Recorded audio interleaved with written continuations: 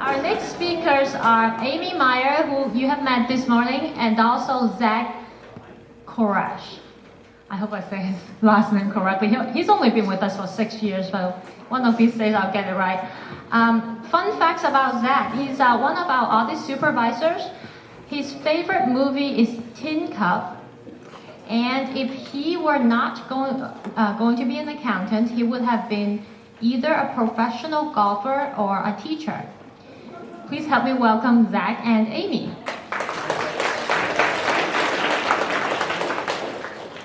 Hello again. All right. So, as Catherine mentioned, we're going to talk about 74 and 75 again. We are going to repeat a few things that Mary Beth talked about, but we're looking at it from the audit perspective. So we're going to talk about, let's talk about what we're going to talk about. So we're going to go over an overview again a little bit, not as, a little more briefly than Mary Beth's in-depth discussion. Talk about the plan responsibilities, the employer responsibilities, and again from the audit perspective. And as Mary Beth noted, the actuary will not give you journal entries, but the auditor will give you example journal entries. So, and then one of the last things we're going to talk about, unrelated to 74 and 75, are just some informational items about some CalPERS changes with respect to GASB 68 this year. So again, to repeat again, GASB 74, that's the plan reporting, and 75 is the employer reporting. So if your plan does not have standalone financial statements, so you have a plan regardless of whether you have a trust or not, someone has to report Statement 74, the requirements of Statement 74. So if you have a standalone plan, that means you're responsible for it, right? So someone has to include the disclosure. So they would be, if there's not a separate standalone report, it would be included in your city's financial statements. If you have, have a trust set up with CERBT, then in that case they have implemented Statement 74 in fiscal 16 in order to prepare. Yes, 16 in order to prepare for the implementation on the employer side in fiscal 18. Now the reason they implemented in 16 is so that the changes in fiduciary net position will be available as for the measurement date as of June 30, 17. So they're expecting that everybody would have a measurement date of June 30, 17. So for 75, sorry, I was asking a question. So for 75, again, you're going to implement that in fiscal 18. You have to have your 74/75, I'm calling it, compliant actuarial valuation ready for that implementation time. And you're going to record the OPEB liability and related disclosures. So, the plan responsibilities. As I mentioned, for CERBT, they're going to implement in 16. And so for all plans for Statement 74, the required disclosures, something I want to back up for a second, for 74 and 75. They are, again, very similar to 67 and 68, the pension requirements for accounting and reporting. So the whole event is not going to be so new for you this year. 74 and 75, ignoring the amount of liability some of you are going to be recording, just the process is going to be very similar between the note disclosures, the required supplementary information, how you're going to account for it on the statement of net position. Very, very similar process. So a lot of this is not going to be new terminology. It's just new disclosure for your particular plan. So for Statement 74, the note disclosure additions required, all plans have to add a disclosure for the annual money-weighted rate of return on plan investments. That assumes there are plan investments. Discount rate information, the method for how the discount rate was determined. For both single and cost-sharing plans, we're not going to, I forgot all my little notes about what we're going to talk about and what we're not going to. So for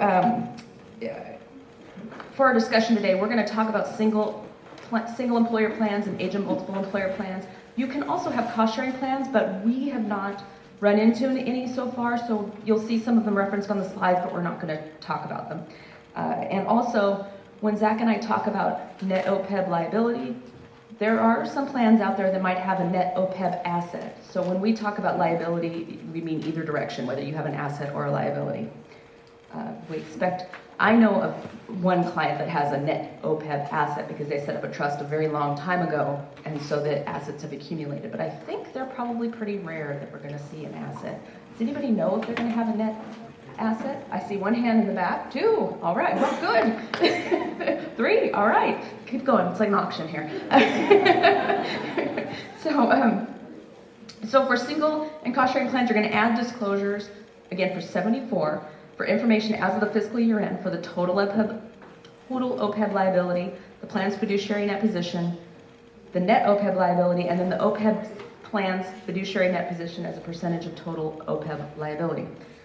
And then, as Mary Beth mentioned, the sensitivity of the net OPEB liability to a 1% increase and decrease in the healthcare cost trend rate and discount, and the discount rate.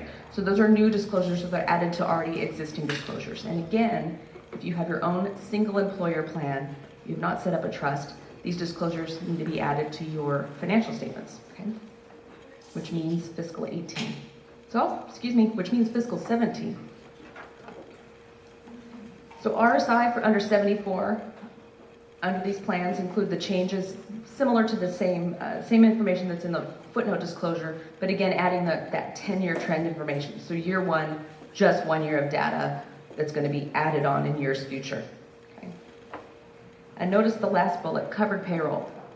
Many OPEB plans are not based on a measure of pay. They're not a percentage of pay. They're more of a flat benefit, a percentage of the premiums or full premiums or something like that. If the OPEB benefit is not based on a payroll component, then you're not required to disclose covered payroll or any of the required ratios. Okay. So you can see the requirements continue on. Again, ADC, so the terminology again changed, the actuarially determined contributions, and ADC as a percentage of covered payroll. That's an example of if your benefits are not based on covered payroll, then you would not have that component in the required supplementary information. For agent multiple employer plans, for example, if you're in the PARS trust, that's an agent multiple employer plan, and that is also CERBT as well.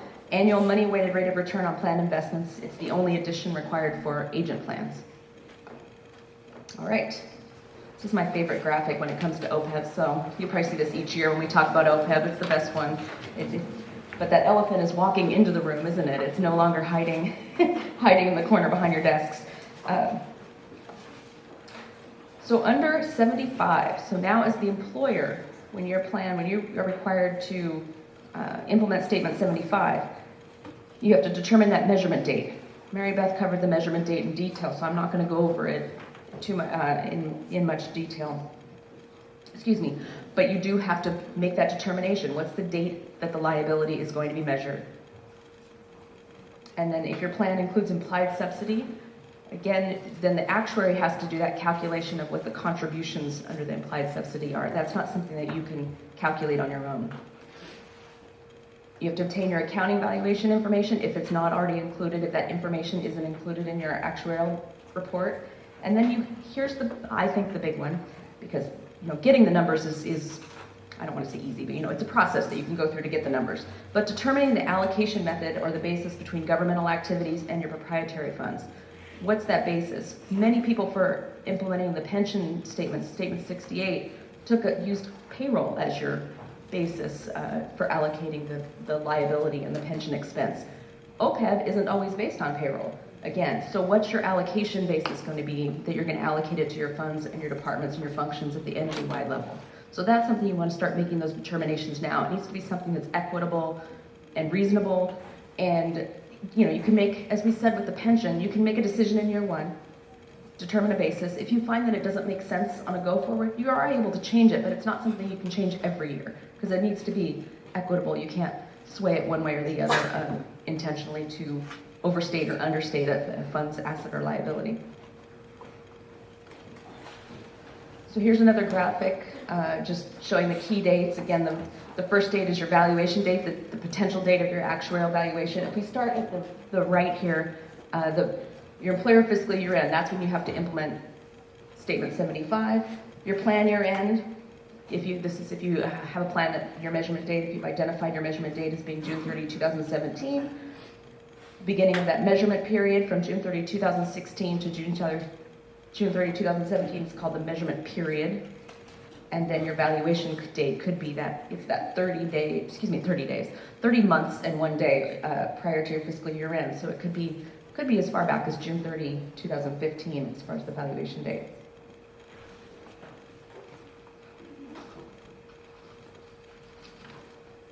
So for the agent multiple employer plans, your additional responsibilities are related to the census data. You have to not only accumulate the census data and provide it to your actuary, you need to verify the completeness and accuracy of that census data.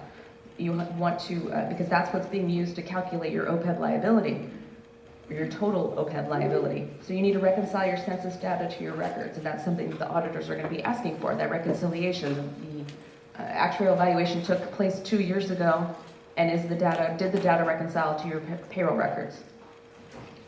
You're responsible for the financial statements, establishing a financial reporting process to control the measurement of your specific OPEB amounts. Hopefully you already have that in place. It's not something new, but you have to have that process. It just needs to be rolled into your normal financial process. And then your actuarial assumptions. You have to be able to support the assumptions. It can't be, the actuary is not going to make those decisions for you, but you have to make sure that those assumptions that were used by the actuary are reasonable for you as the employer under your plan. Single employer plans, again, same information. The census data is your responsibility. The actuarial assumptions are your responsibility. Reporting processes and evaluating the information to recognize and disclose the OPEB amounts. Bless you. So preparing for audit, because you all just can't wait. Getting ready to record these liabilities isn't exciting enough. Now you get to be audited about it, right? So as you prepare for the audit, these are some questions that we as the auditors are going to ask. Were there any recent plan amendments? Because again, because that actuarial valuation doesn't necessarily have to have taken place, the full valuation doesn't have to have been taken place as of the measurement date, and you might be using rolled forward data. Were there any very recent plan amendments that are significant enough to warrant the need for a new or updated actuarial valuation? Have you discussed it with your actuary? Did you finish negotiating with a particular bargaining group and benefits have completely changed? Is that reflected in the liability? Or you could have done a negotiation that actually reduced the impact on you. If you set up a flat contribution, it can significantly affect the liability as well. Do key provisions in the actuarial valuation agree with the plan documents? Mary Beth talked about the plan, and sometimes the plan isn't well documented. Well, the actuarial report contains a summary of the plan benefits. Does it match up with your agreements? And that's something, we as auditors select a sample and trace them back to the supporting documentation. So again, as we talked about with the grants, you don't want us to find those exceptions. So that's something that you want to make sure that they agree to the data. And the projected benefit payments and employer contributions in the actuarial valuation should approximate the actual contributions. I've seen an actuarial valuation that assumed there was going to be a contribution of $7 million to the trust. I knew that the client had never made such a contribution to the trust. So what's the impact on the ADC? Does that affect anything in the ADC if the actual results aren't reflected in the actuarial valuation? So these are questions we're going to ask and come to you with questions that you want to be looking at on the front end. So additional data. So census data testing. So we are going to be selecting samples for testing of the census data, just as many of you experienced with the pension implementation. So you want to have personnel records available for both active and inactive employees. Have your current and prior census data files available, because depending on the audit guide is not out yet on how exactly we're going to be auditing this, but based on the similarities between the OPEB and the pension standards, we're assuming that the process is going to be very similar, so that's what we're basing this upon. So you want to have the current and prior year census data files, because we'll be doing some analytical review, looking at comparing and contrasting the two reports to make sure any significant variances between the two are supported and reasonable and verifiable. So we'll test, for single and agent plans, we'll test newly eligible employees for enrollment and inclusion in the census data. Again, it's looking for that completeness. If someone's in the census data, if they're newly eligible, are they included or are they excluded? Is it correct? For single employer plans, we'll be testing active employee testing for eligibility. If someone's in the census data, are they eligible to receive that benefit? Are they included in that particular MOU? And then again, we'll compare prior census data to current census data on a test basis for changes in benefits for actives and retirees.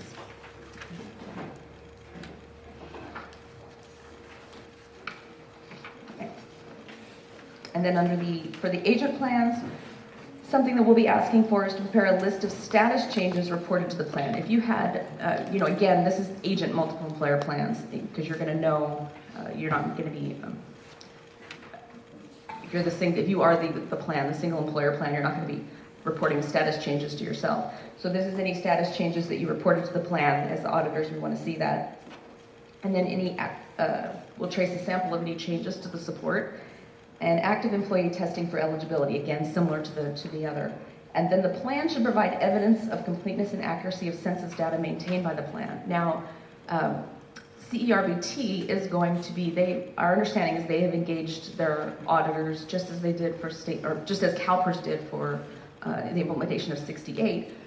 CERBT has engaged their auditors to provide the audited data that we as auditors will be looking for, and they'll be issuing the opinions on the completeness and accuracy of the data of the plan. So fingers crossed that'll be available in the early fall is what we hear, but we don't know for sure. I don't know. You don't even know if it's actually started yet. And then for PARS, our understanding is they are going to be issuing audited financial statements, which they already do, and then they are going to be issuing a SOC 1 Type 2 report, not on the census data, but on the changes in fiduciary net position. So from an audit perspective, that's what we need, but then the census data, because they're not auditing that, that'll fall on your auditors, us, if we're your auditors, to complete that work. All right, now Zach is gonna go into the nitty gritty.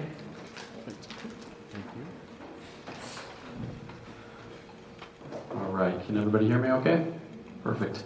So now that we've talked about a lot of the responsibilities as it relates to OPEB under 74 and 75, we can begin to talk about the net OPEB liability, the related deferred outflows and inflows. Unfortunately, we will be covering some more information about the note disclosures and the required supplementary information. But the point that I want to emphasize in this portion of the presentation would be the journal entry aspect. Okay, so we're going to be going through a comprehensive example on what the journal entries are going to look like step by step. Especially as it pertains to first year implementation, there will be required restating line items. All right, so first, in regards to the net OPEB liability, there will first be a restating entry to remove the prior net OPEB obligation balance and a restating entry to add the beginning net OPEB liability balance. So I want to make the distinction here that we're removing the obligation, right? The NOO. So under GASB 45, because this liability was not presented on the face of the financial statements, it was referred to and classified as an obligation. Under Statement 75, because it will be reported on the statement of net position, it will be classified and referred to as a net OPEB liability. Once these items are recorded, you will need to record an adjusting entry to arrive at the ending balance, the net OPEB liability ending balance. That will be an adjusting entry, and the offset will be OPEB expense. Okay, for deferred outflows and inflows of resources, there will be a required restating entry to record the beginning deferred outflows for employer contributions subsequent to the measurement date. So what do we mean by that? This is going to be representing the actual employer contributions. And we're in this first bullet here, we're talking about the beginning balance. Okay, so from a time period perspective, what period are we talking about? We're referring to fiscal year 16-17. Okay, this would be for implementation in fiscal year 17-18. The amount of actual contributions made in fiscal year 16-17 would be the beginning balance of that deferred outflows. So once the beginning balance is recorded, there is an adjusting entry to arrive at the ending deferred outflow balance, okay, which would be the total actual contributions made during fiscal year 17-18. And again, I know that it's difficult to translate all of the words here. We're talking about restating items and adjustments. This will all make sense when we come back around at the end of the presentation.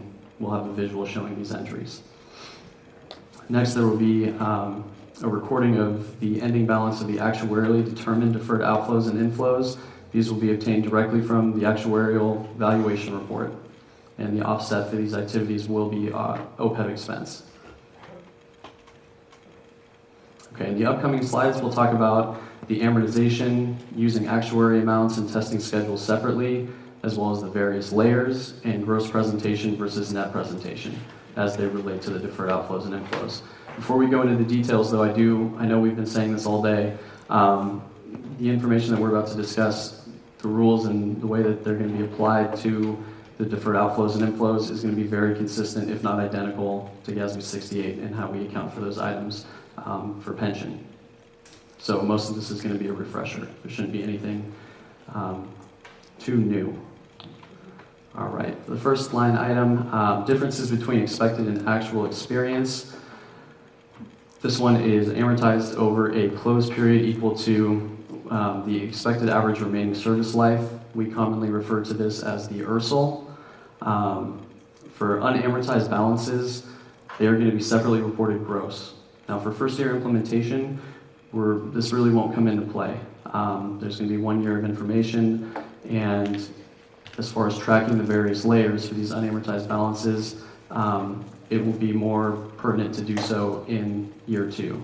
Okay, so what we mean by unamortized balances would be if, for this particular line item, the differences between expected and actual experience, there is a deferred outflow in the first year of implementation. In the subsequent year, there can be a deferred inflow. So these cannot be netted. All right, these are going to be separately reported gross, both in the footnotes and in the financial statements. All right, second type of deferred outflow and inflow, changes of assumptions or other inputs.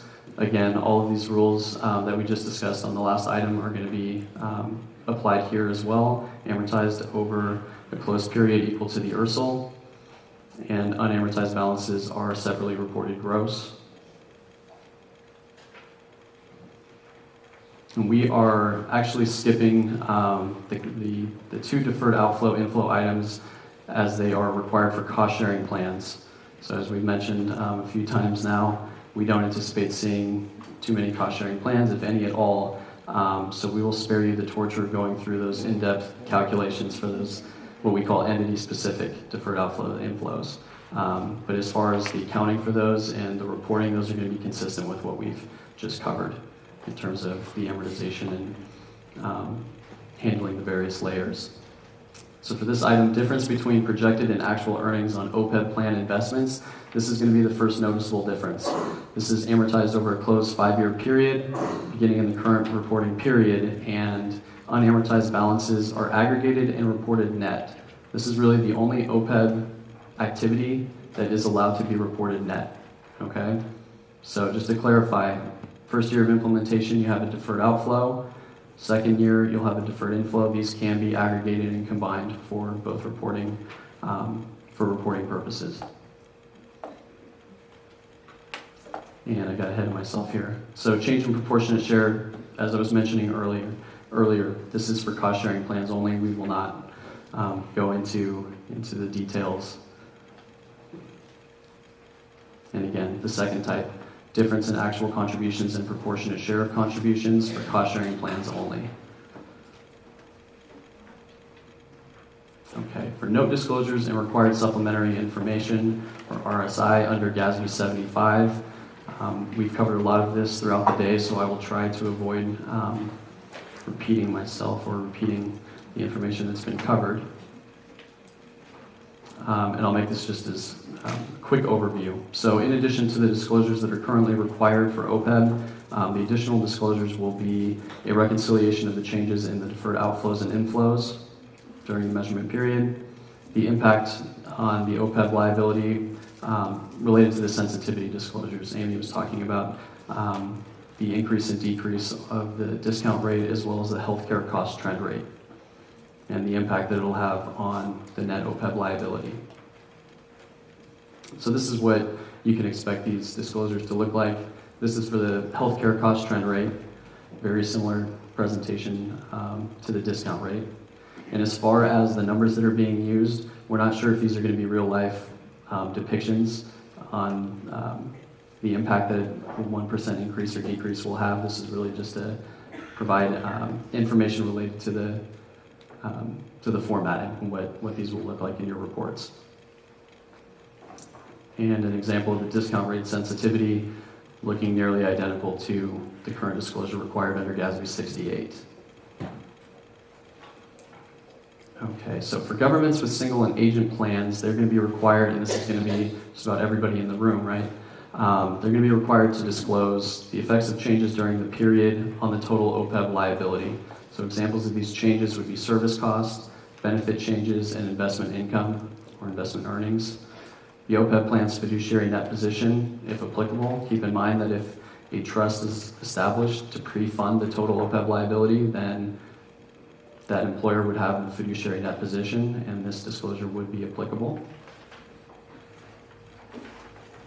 There will also be a required disclosure for OPEB expense. I know we were discussing this earlier, and one thing that we're going to come back to when we go through an example of the journal entries is how the OPEB expense disclosure in the footnotes will not tie directly to the total OPEB expense that you're going to be netting in the journal entry. And we'll talk about that in a few slides. But for the footnote disclosure, the calculation is as follows. You will take the fund level expenses or the contributions plus the change in the net OPEB liability and the change in the deferred outflows and inflows of resources.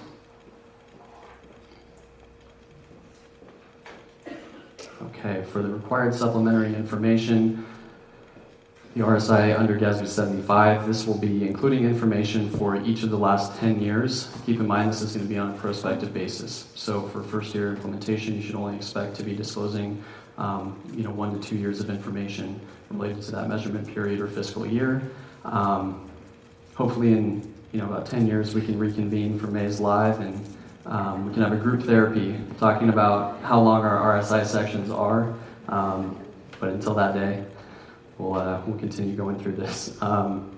So the components of the RSI will be the beginning and ending balances of the OPEB liability and the effects of those changes during the period on the total OPEB liability. To explain this in simpler terms, and we'll look at one of the example tables, this is going to be a reconciliation of the OPEB liability, beginning with the total OPEB liability at the beginning of the year, the changes that take place throughout the year. So we'll arrive at the ending total OPEB liability. It'll be reduced by the fiduciary net position, and we'll arrive at the net OPEB liability.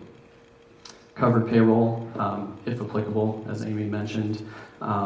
We have a slide dedicated to this, to covered payroll and the changes and the reasons for the change. So we will come back to that, but just keep in mind for the time being that covered payroll may or may not be applicable.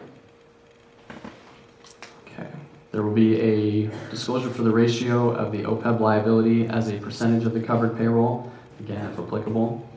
The OPEB plan's fiduciary net position and the effects of changes during the period on the OPEB fiduciary net position. And then we'll take a percentage of the employer's fiduciary net position against the total OPEB liability. Okay, so all of those components that we just discussed, those are all going to be comprising the schedule of changes in the net OPEB liability. For the second table, the second disclosure, it'll be the schedule of contributions. We're going to be taking the actuarially determined contributions, or commonly referred to as the ADC, less the actual contributions. We'll have a calculation for potential excess or deficiency, and then additional covered payroll disclosures. One thing to keep in mind too is that for all of the RSI information, the methods and assumptions used to determine the contribution rates are going to be required to be disclosed. If you have any questions as to where that underlying information would be, these can be extracted directly from the actuarial valuation reports.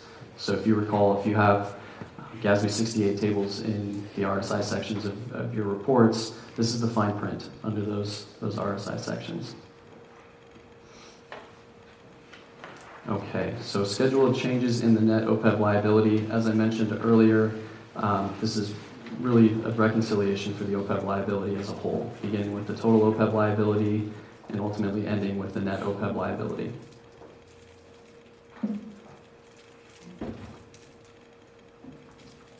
And schedule of changes continued. We have the total OPEB liability less the plan's fiduciary net position, resulting in the net OPEB liability. And we'll have that percentage that we talked about earlier, fiduciary net position as a percentage of the total OPEB liability, and disclosure for covered payroll. So again, very consistent with the RSI disclosures under GASB 68. And again, this will apply as well to the schedule of contributions.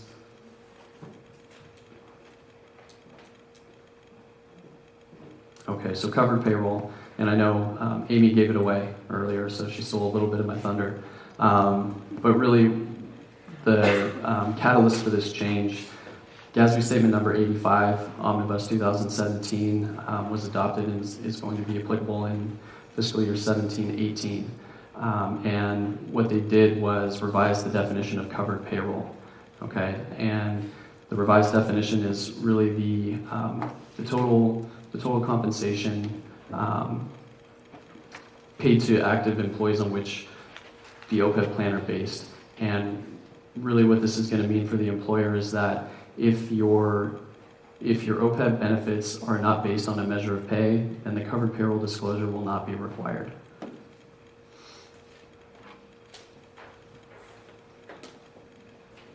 And here is that information.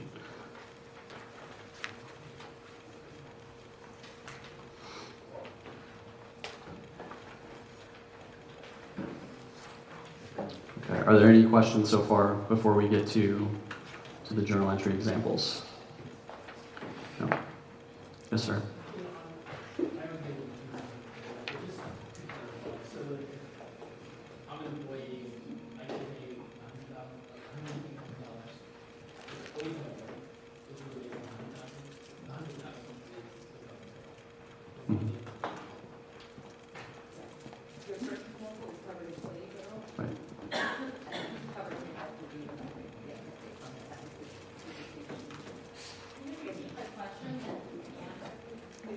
Sure.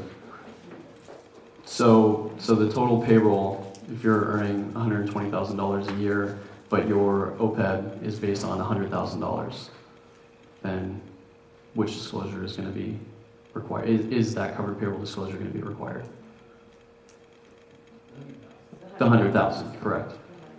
That was when they issued Statement 68, they had changed the definition to when they issued Statement 68, they had changed the definition of covered employee payroll to be 100% of compensation, and then with Statement 82, revised it back to the old definition that everyone was familiar with, back to just, we'll call it plain covered payroll. And so, because of the timing of the issuance of Statement 75, there was the same problem. In 75, it said covered employee payroll, and then that's why Statement 85 cleaned it up to make it consistent with the pension disclosure. So we're back to what everyone knows is just covered payroll. Is just what is, like the old term, pensionable. So in this case, it would be OPEBable. Your OPEBable compensation, if that's what it's based upon. Yes, sir. Very rare. I'm sure there are some. So when would covered payroll ever be applicable to OPEB? And really, we don't anticipate seeing it too often. Does anyone have an OPEB that's based upon a payroll component as opposed to being a flat? Yeah, so I think it's probably going to be, we have one possibly. We have a cap, so it's just a fixed amount for families who are single. Exactly, that's the most common cap. Our contribution is based on a percentage of payroll. Ah, okay, so they have a cap on the benefit, but their contribution is based on a percentage of payroll. So if the benefit is based on a percentage of payroll, then that will be, then your covered payroll will be, yeah. Mm-hmm. Yeah. You have another question? A lot of times your life insurance plans are based on payroll. So life insurance plans, okay, that's a good example. So you might think, so we, as auditors, we haven't run across them too often, but we know that they're out there. So you want to be aware of that. No, thank you. Okay, so we will jump into the examples for the journal entries. Before we do so, we just want to provide a friendly reminder or piece of advice when you are tracking and maintaining the OPEB-related activities, particularly the employer-calculated amounts. Okay, so this is a lot more pertinent or applicable for GASB 68, and for any of you who may have a cost-sharing plan, there are additional components that are required to be calculated by the employer. For OPEB, because these are going to be single and agent plans, really the only employer calculated piece will be the actual contributions. But nevertheless, it's still a good idea to make sure that those actuarially determined amounts and the employer calculated amounts are tracked separately. Okay, so for this first slide here, we're talking about the various components. So on the far left, we have all the various deferred inflows and deferred outflow items, as well as a net OPEB liability or asset, and we'll be talking about, okay, the source. Where are we finding this information and how is it going to be reported on the financial statements? A lot of this information I realize we've gone over in some of the previous slides, so I will go through this quickly and we can begin to assign some monetary values to these and go through a journal entry. For the first two lines, changes of assumptions and difference between expected and actual experience, these are actuarially determined. Okay, they are obtained directly from the actuarial report. Debits and credits are reported gross on the statement of net position. Okay, the next two line items, these are for cost sharing plans only. They are employer calculated and reported gross on the SMP, statement of net position. Net difference between projected and actual earnings on investments, this is actuarially determined, and keep in mind this is the one item that is aggregated and reported net on the statement of net position. Contribution subsequent to the measurement date, this is for those of you with single and agent plans, this is going to be the one employer calculated component and will always be a debit balance on the statement of net position. So from 1 year to the next, you may have to decrease that deferred outflow, the deferred outflow account, but the ending balance at year end will show as a debit balance, right? These are the actual contributions that are made to the plan. Net OPEB liability, this is actuarially determined. One thing I want to point out is that for anybody who has multiple OPEB plans, they have to be reported separately. These cannot be combined for footnote or financial statement presentation. Does anybody have multiple OPEB plans in the room? You got one? Okay, so just keep that in mind. Question?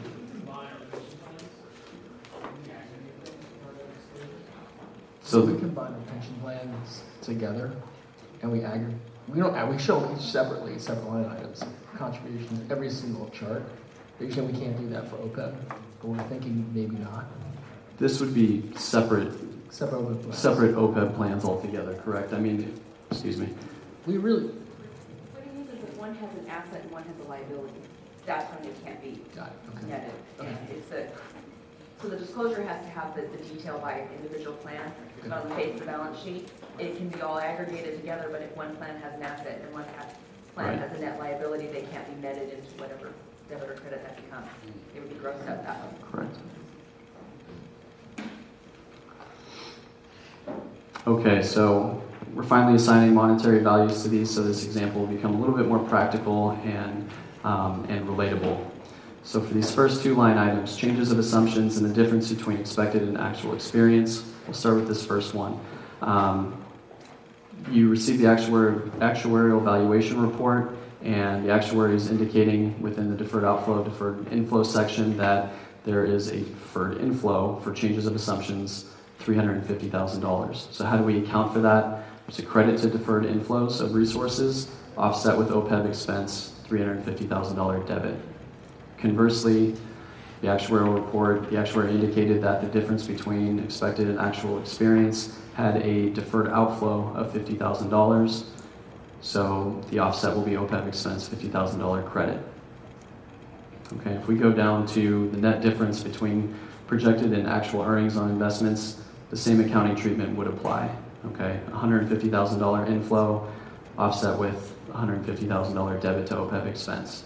Now the next two line items are where all the focus is going to be centered. For contributions subsequent to the measurement date, as of June 30, 2017, in this example, the employer contributed $500,000. This is going to be the restating line item. Okay, so to account for this $500,000, there will be a debit to deferred outflows for $500,000 and offset with fund balance or net position for $500,000. As of June 30, 2018, the employer contributed $600,000. So to account for this, there's an increase to the accumulated deferred outflow balance, right? So we're increasing it from $500,000 to $600,000. So the entry as of June 30, 2018 will be a debit to the deferred outflows, actual contributions, offset with a credit to OPEB expense, $100,000. Same rules or treatment will apply for the net OPEB liability. As of June 30, 2017, the liability was $6 million. So to get that on the books, there's a credit to the liability account, $6 million, and offsetting debit to fund balance or net position. That is the restating amount to get the beginning balance on the books. Then there is the change that is recorded, the adjustment, which will be offset with OPEB expense. Now, we're hoping that everybody in this room is as fortunate as this district in the example here to have their liability decreased by $3 million. They're very lucky. So hopefully we can all share in their fortune, and we'll see how it goes. So in order to record that difference, there will be a debit to the liability account, reducing it from $6 million to $3 million, offsetting with OPEB expense a $3 million credit. Okay, so you'll see the net effect on this journal entry for OPEB expense is a credit of $2,650,000. Okay, so keep that in mind when we look at the next slide here. So this is showing all the entries that we just went over. And you'll see at the bottom we have a note. What we're stating here is that the OPEB expense disclosed in the footnotes is only $2,050,000. Okay, this is $600,000 $600,000 less than the total expense recorded in the journal entry. And the reason for this is the actual employer contributions. If you're trying to look through back in these journal entries, okay, well, why are we off by $600,000? You're going to have to go back and look at the previous slide here, where as of June 30, 2018, actual employer contributions amounted to $600,000. This is that fund level expense that is accounted for in the footnotes, but not necessarily in the JE itself. So when you're reviewing these reports and putting the footnotes together, if you're having trouble, you're looking at the general ledger and you're understanding, okay, well, there's a $2.6 million credit for OPEB expense. We know our debits and credits balance, everything ties to the actuarial report. Why are we off from our footnote disclosure? That $600,000 will be the difference. So check back and see what the total employer contributions were, and should be able to tie it out from there. That will conclude, I believe, all the information we're going to be presenting on 7475. I'll turn it over to Amy, and we'll be going over a few of the minor changes to the GASB 68 accounting valuations.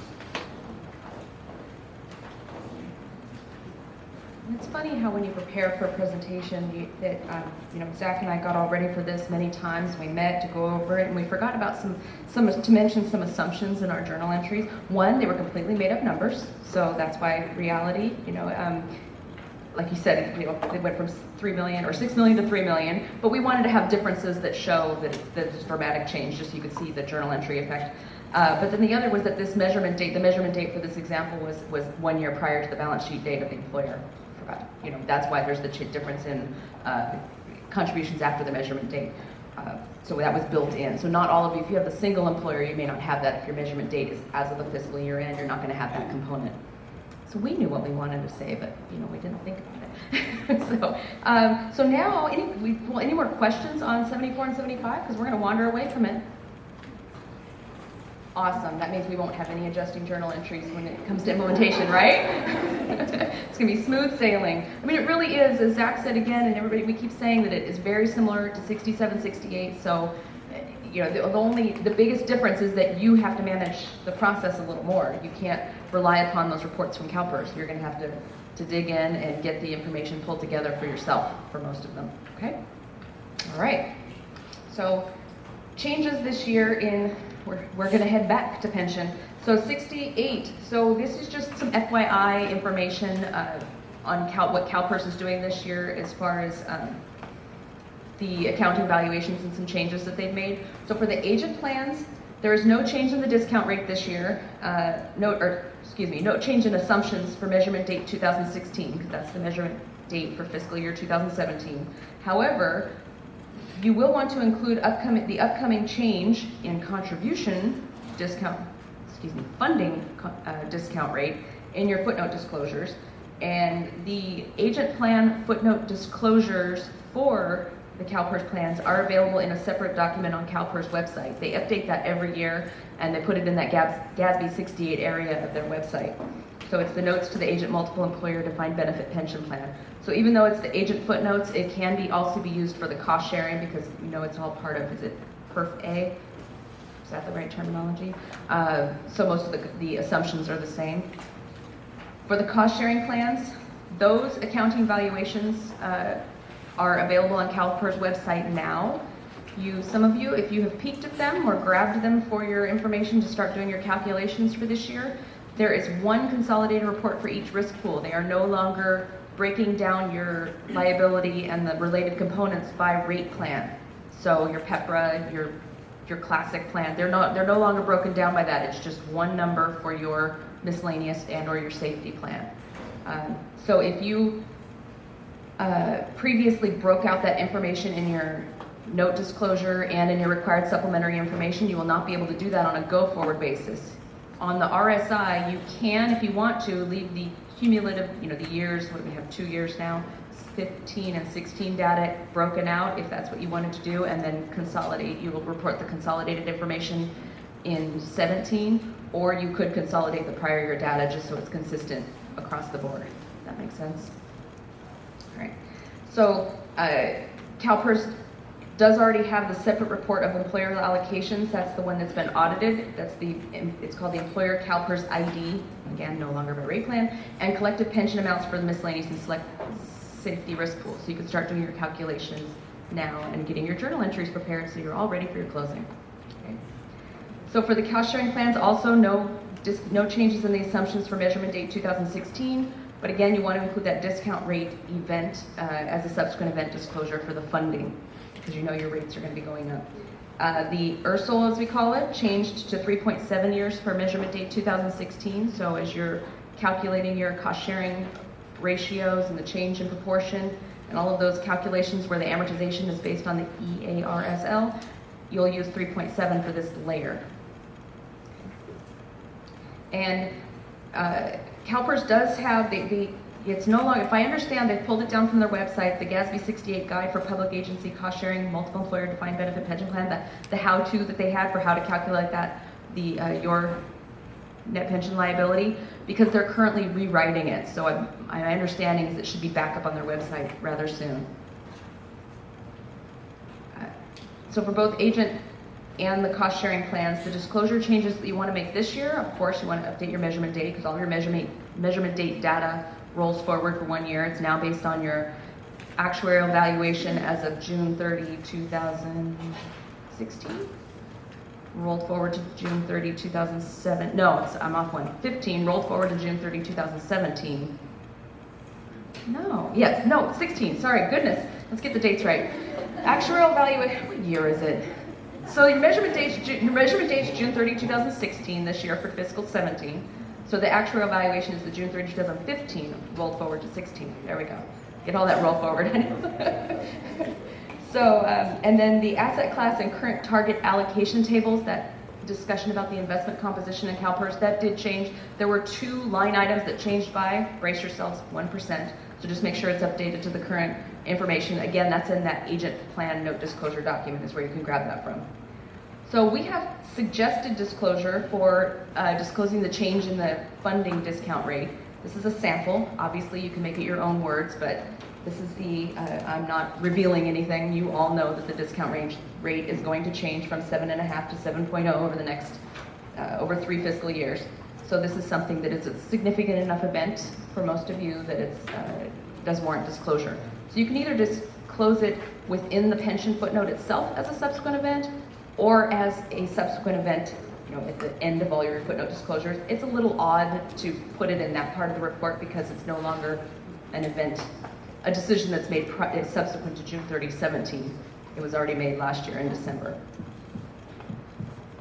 So any questions on that? Good. So resources for 74, 75, and 85, which 85 is that change in the covered employee payroll versus covered payroll. That's the GASB link, the first one. CERBT has data available on their website that they have a page that has some information about 68, and we anticipate that as they work forward with their audited data that they'll be adding more information there. And then of course CalPERS GASB 68 page is at this link here. All right, any other questions? All right, we have bored you enough with 74 and 75. You'll all be pros. All right, thank you.